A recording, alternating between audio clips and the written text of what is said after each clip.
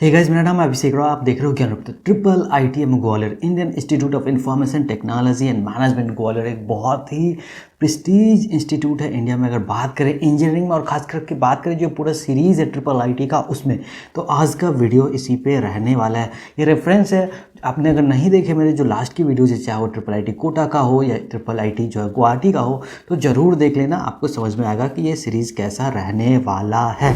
तो सबसे पहले ये देखो, ये है ट्रिपल IITM ग्वालियर का लोगो और ये रहा ट्रिपल IITM ग्वालियर का जो मेन बिल्डिंग है ना, वो यही है। ये अपना ज्ञानरूप का लोगो मैं हर बार बताता हूँ, जरूर ध्यान रखना, आजकल बहुत लोग कॉपी मार रहे हैं। तो सबसे पहले बात स्टार्ट करते हैं ट्रिपल IIT ग्वालियर का ओवरव्यू से। तो 1997 में स्टार्ट हुआ था। इसकी जो NIRF रैंकिंग है वो 88 है। और एक बात मैं आपको बता दूं कि इसकी NIRF रैंकिंग जो है लास्ट ईयर से नीचे जा रही है। जी हाँ, अभी इसकी जो रैंकिंग है वो नीचे क्यों गई है ये एक अलग डिबेट है, तो उस पर फिर कभी बात करेंगे। लेकिन बात करते हैं कैंपस साइज़ का। तो इसका जो कैंपस साइज़ है वो आपको 160 एकड़ का देखने को मिलेगा। जी हाँ, 160 एकड़ का इसका कैंपस है ग्वालियर मध्य प्रदेश में। बात करें इसके अदर नेम का, तो ट्रिपल IITM ग्वालियर इसका पूरा नाम है। अब बता दूं कि ट्रिपल IIT के साथ जो M जुड़ा है उसका मतलब ये है कि ट्रिपल IIT है Indian institute of information technology, लेकिन जो इसका पूरा नाम है वो Indian institute of information technology and management, इसलिए ट्रिपल IITM ग्वालियर के नाम से ये जाना जाता है। तो आप कंफ्यूज मत हो जाना कि IITM ग्वालियर करके कॉलेज है उससे। अब बात करते हैं ट्रिपल IITM ग्वालियर में क्या कुछ प्लेसमेंट्स जा रहा है। यार बिल्डिंग देखो, इंफ्रास्ट्रक्चर इस इंस्टीट्यूट का गजब का, अगर मैं आपको बताऊं तो अगर बात करें 2023 यानी कि लास्ट ईयर में क्या कुछ यहाँ पे प्लेसमेंट गया था, तो मीडियन पैकेज जो था यहाँ पे 14 लाख पर एनम का गया हुआ था। हाईएस्ट CTC जो है 65 लाख पर एनम का गया हुआ था। और जो एवरेज CTC है वो कंबाइन सभी ब्रांचेस की मिला के अगर मैं बात करूँ तो 21.72 लाख पर एनम का गया हुआ है। और अभी की बात करूँ 2024 का जो कि ऑन गोइंग है, तो वो हाईएस्ट जो है as of now 32 lakh per annum का गया हुआ। तो हो सकता है कि अगर आप ये वीडियो लेट देखें तो ये फिगर कुछ बदल जाए। तो जैसे ही नए प्लेसमेंट का डेटा आ जाएगा तो फिर से मैं वो अपडेटेड वीडियो डाल दूंगा। एज ऑफ नाउ जो है 2024 की प्लेसमेंट्स की अगर मैं बात करूँ, आज मैं फिर मैं वीडियो रिकॉर्ड कर रहा हूँ फर्स्ट वीक में, तो 32 लाख पर एनम का यहाँ पे हाईएस्ट पैकेज गया हुआ है। अगर बात करें एलिजिबिलिटी की, तो ये सबके सब एलिजिबिलिटी जो है आपको क्लास 12 की मैं बात कर रहा हूँ। तो मैं ऑलरेडी सभी वीडियोज़ में बता चुका हूँ कि फिजिक्स और मैथ आपके कंपलसरी सब्जेक्ट्स होने चाहिए।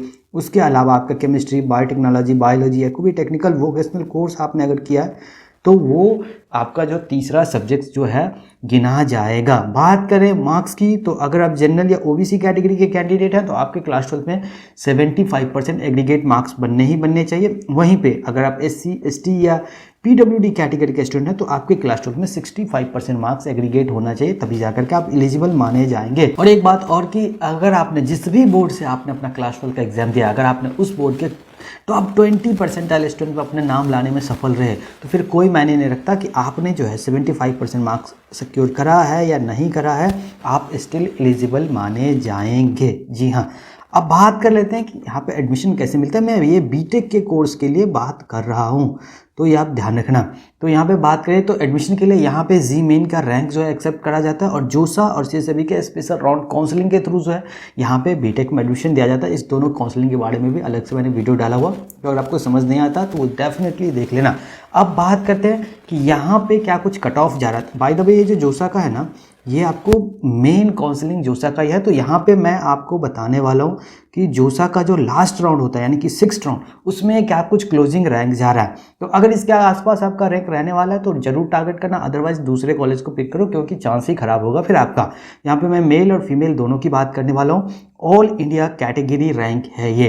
तो अगर मैं बात करूँ जनरल कैटेगरी का, तो 7,757 रैंक मेल में जा रहा है। वहीं पे EWS की बात करूँ तो 1379 यानी कि 1379 रैंक तक जा रहा है। OBC NCL की बात करूँ तो 3022 रैंक तक जा रहा है। और ऐसे फीमेल में जो है जनरल कैटेगरी की बात करूं तो आपको जो है 11,765 रैंक देखने को मिलेगा। EWS में जो है 2,222 रैंक देखने को मिलेगा। और एक बात मैं आपको क्लियर कर दूं कि ये जितना है कट ऑफ, अगर आपको ये PDF चाहिए तो आप मेरे टेलीग्राम चैनल पे आओ, वहाँ पे आपको ये पीडीएफ मिल जाएगा। बस शर्त ये है कि इस वीडियो पे 1000 लाइक होने चाहिए, तभी जा करके मैं ये पीडीएफ अपलोड करूँगा। बहुत इंपॉर्टेंट पीडीएफ है आप लोगों के लिए।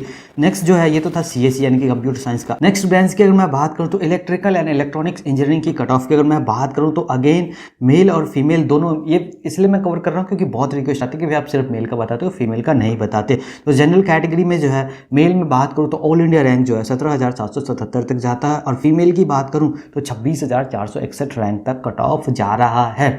ये आप सारा देख लेना, ये अगर इसके आसपास आपका रैंक रहता है तो आपके चांसेस बनते हैं कि हाँ यहाँ पे आपका एडमिशन हो जाएगा। अगला जो ब्रांच है वो है मैथमेटिक्स एंड साइंटिफिक कंप्यूटिंग। तो अगर यहाँ पे बात करूँ कट ऑफ का, तो अगर बात करें मेल कैटेगरी में तो 12,085 रैंक तक जा रहा है, और फीमेल कैटेगरी की अगर मैं बात करूं तो यहाँ पे 15,856 रैंक तक कट ऑफ जा रहा है। ईडब्ल्यूएस की बात करूं तो मेल में आपको जो है 1,894 रैंक तक जाता है, और फीमेल में जो 2,916 रैंक तक जाता है। और हाँ, एक बात आपको इंटरेस्टिंग ये बता दूं कि ये जो आप देख रहे हैं ये 5th रैंक है, यानी कि जो एसटी कैटेगरी फीमेल में जो कट ऑफ यहाँ पे गया हुआ है वो है 15,006, और ये 5th रैंक में ही जो है क्लोज हो गया था, ये छठे राउंड तक आया ही नहीं।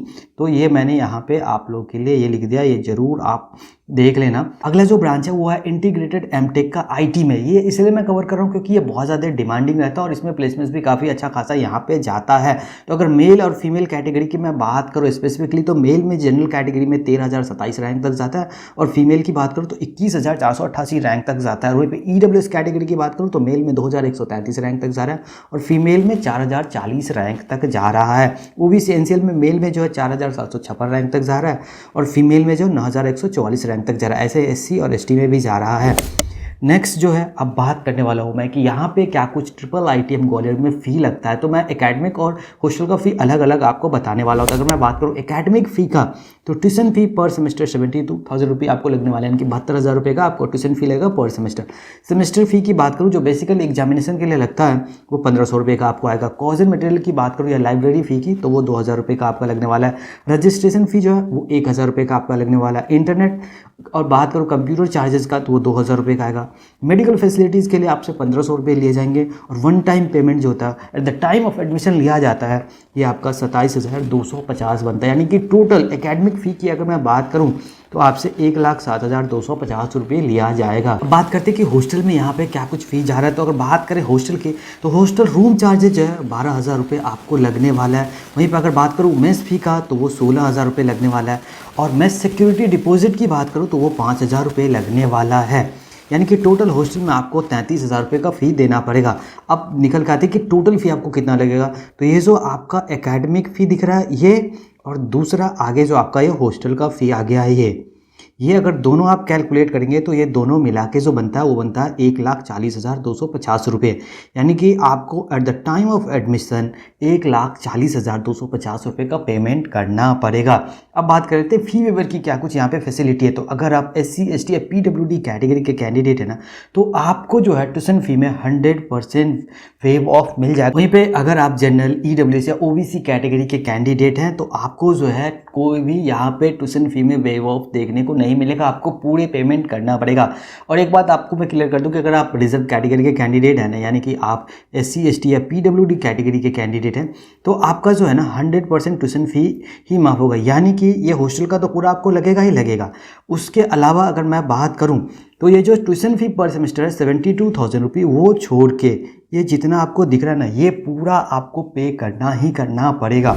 लेकिन एक अच्छी बात क्या है कि जो जनरल कैटेगरी के कैंडिडेट है, जो रिजर्व कैटेगरी के कैंडिडेट है, दोनों के लिए कि जितने भी तरीके के स्कॉलरशिप्स या तो स्टेट गवर्नमेंट ऑफर करती है या जो सेंट्रल गवर्नमेंट ऑफर करती है, उसके लिए आप यहाँ पे अप्लाई कर सकते हैं। तो अगर वो मिल जाता है आपको, तो आपको जो है फी में बहुत ज़्यादा बेनिफिट मिल जाएगा। हाँ, अगला अगर आप किसी और कॉलेज के बारे में देखना चाहते हो तो उसका नाम डेफिनेटली कमेंट सेक्शन में कमेंट करो। और अगर ये PDF चाहिए आपको तो मेरा टेलीग्राम चैनल है, उस पर जाओ, डाउनलोड कर लो, लिंक डिस्क्रिप्शन में अब मैंने ऑलरेडी दे रखा है। लेकिन शर्त यह है, इस पर 1000 लाइक्स तो होने ही होने चाहिए।